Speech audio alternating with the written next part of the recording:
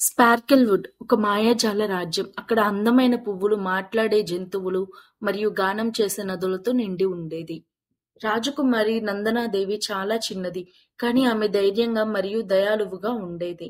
రాజ్యంలో ఉన్న మాయా చెట్టు కోరికలను నెరవేర్చే శక్తితో వెలుగొందేది.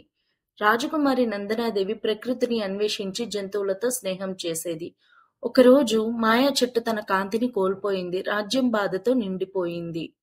విజ్విక్ మంత్రి పదవి వచ్చి గ్రిజిల్ అనే దుష్ట మాంత్రికుడు మాయా చెట్టును దెబ్బతీస్తున్నాడని చెప్పాడు.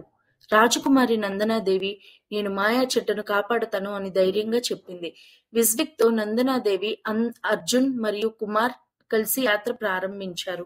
అవసరమైన సమయం తర్వాత వారు ఘనమైన అరణ్యంలోకి ప్రవేశించారు. అక్కడ చెట్లు పురాతన రహస్యాలను చెప్తున్నాయి.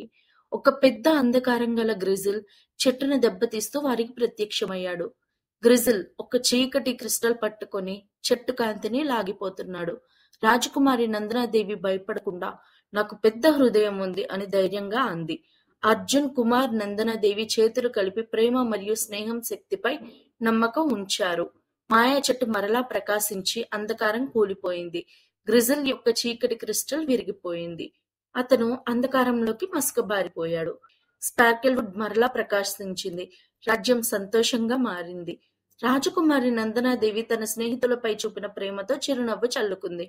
ప్రతి సంవత్సరం మాయా చెట్టు స్మరణార్థం స్పార్కిల్వుడ్ లో భారీ సంబరాలు జరుపుతారు. స్పార్కిల్వుడ్ మరింత ప్రకాశించింది మరియు రాజకుమారి నందనాదేవి తన రాజ్యం రక్షణను కొనసాగించింది.